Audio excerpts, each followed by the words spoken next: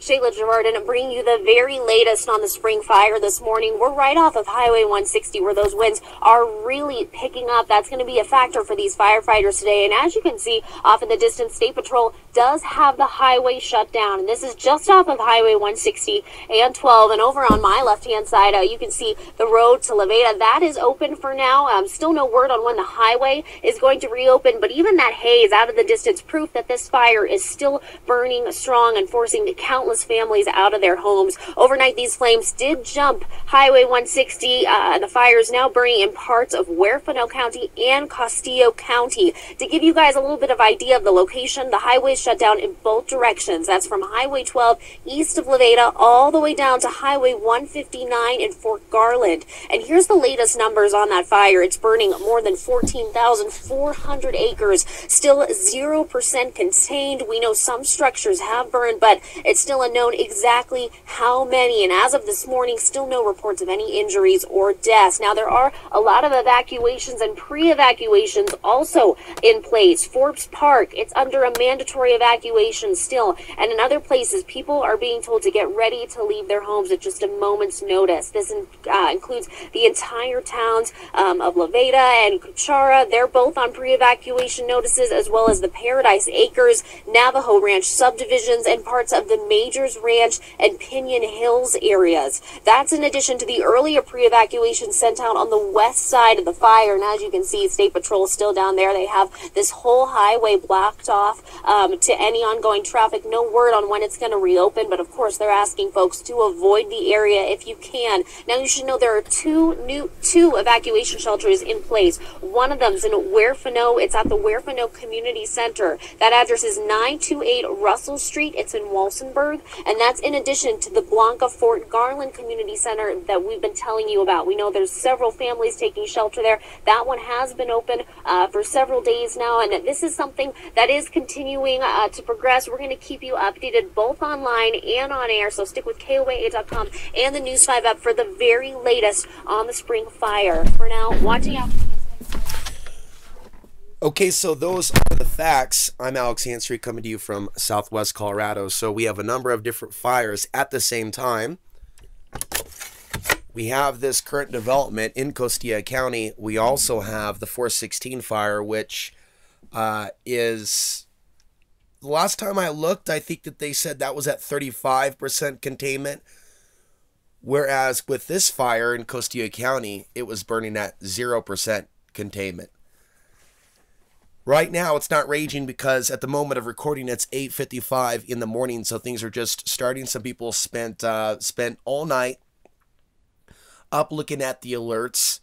I apologize for mispronouncing particular counties, but the county that LaVeta is in, that the fire was heading towards last night. LaVeta, by the way, is not on fire, but they can see the fire.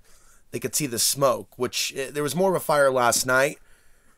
Right now, it's not raging as much, but again, the day is just starting.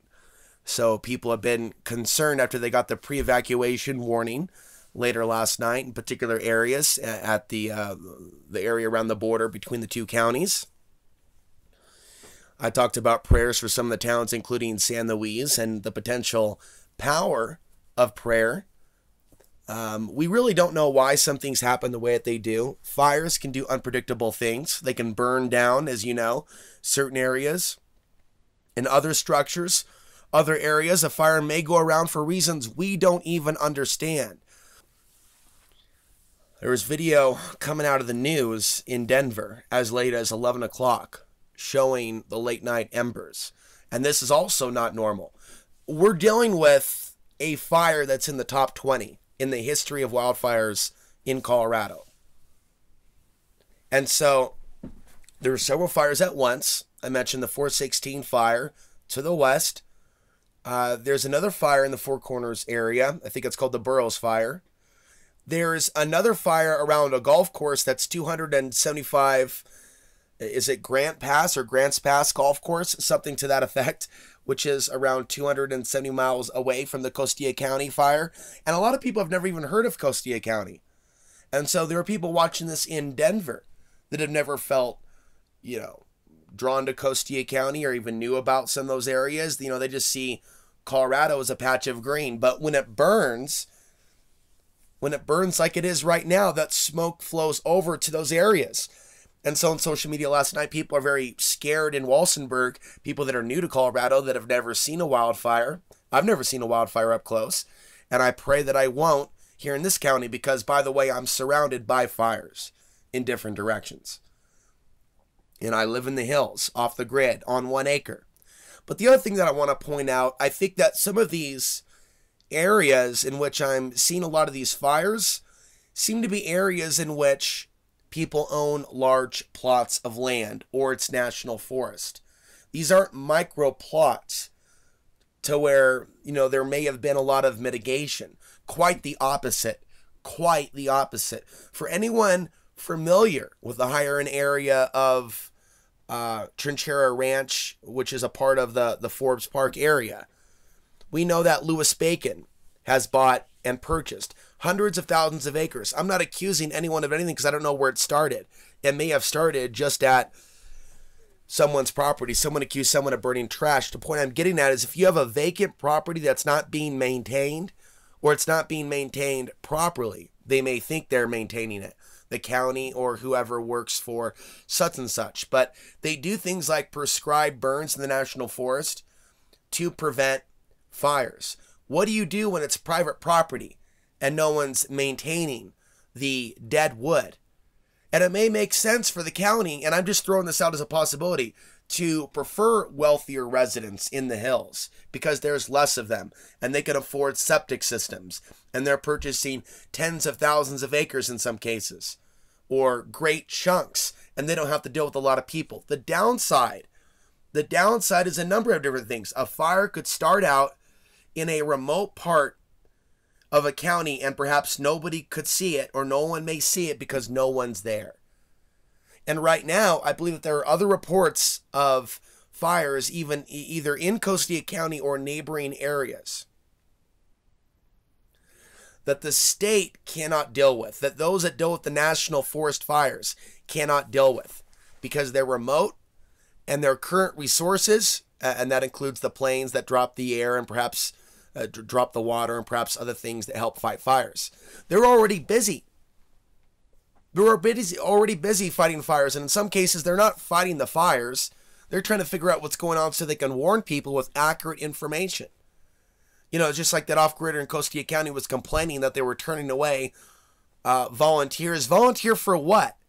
This is a situation where it already grew to a certain size. It's a fireball, and it's a matter of evacuations and their code alert system. Huafano County, I can never say it correctly, but their warning system went down. So their officers were having to go door to door as a fire was going down. There are even people like frantically tagging each other as if, you know, and it is sad, but it's true. Somebody could be so disconnected with what's going on in the world, but they could be on Facebook. Think about that. Think about that for a little bit, then come back to that.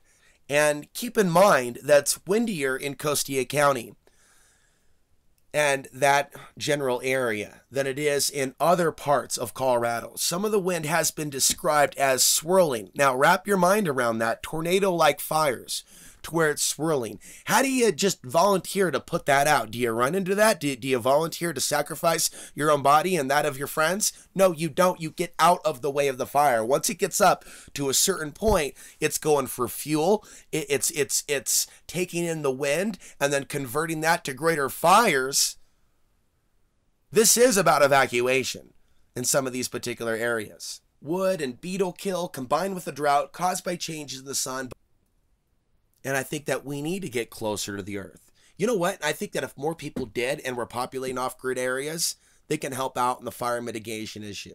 Think about all that wood that's still in Colorado, just ready to burn because no one's there to do anything with that wood.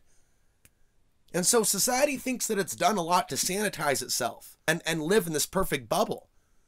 And there's certain things that, like, there are reasonable, right, reasons for land, but not all land use codes are in line with morality, with what is possible. They don't allow compost toilets. They don't allow other options. What we have here is the rich getting richer and buying larger chunks of land It's mismanagement of the lands. It's not admitting where people worship the rich and prefer the person to come in and purchase hundreds of thousands of acres while making someone homeless who only has $1. Well, you know what? In a cold area like Costilla County, wood is valuable. Think about all that wood that someone very, very poor could be using to heat themselves. And that's this the kind of stuff that leaves us up late at night. Where are we going as a species? Not just a region, not just a county. Where are we going as a planet? These are the questions that I raise each and every day on this channel. Please subscribe if you're new. Because if you go down the rabbit hole of what this channel discusses, years before I first went to Costilla County, years after, and since in my travel, coming down to the exact same themes all these years. And a lot of people will find my work and will find something to criticize or find a way to call me a someone of a lower caste than them, of a lower value ethnicity than them. And they will just do that, make themselves feel good and walk away without looking at the depth of what my soul's trying to express to you. There's information that you can't understand. There's something in my ebook for you that will help you understand these solar cycles and their impact over our climate, their impact over our moods, the solar maximums and their influence of wars and the cycle that we're moving into that I've talked to you about for over 10 years now, as we 2025, and this war between the West and China and Russia. Let me ask you a question. Who's going to pay these firefighters to stop the fires of the future? How are they going to fight them without water? How would local governments like the people in Costilla County that would turn away volunteers, how would they fight a fire without the money to fight the fire? How would they fighters? The officers prepared for mass exodus of Americans on the West Coast and East Coast in the event of cities being attacked by China, Russia, North Iran, or other nations? Are they even contemplating these things? Has their emergency response center seen one single video from this channel? Am I going to be reporting on major world events taking place in Costilla County in the future, either from a distance or close up? There's a part of me that feels like I will. I think I've spoken enough. You with that. I'm Alex Ansary, signing off from somewhere out there, reminding you the path to the ultimate truth and place of power still lies within.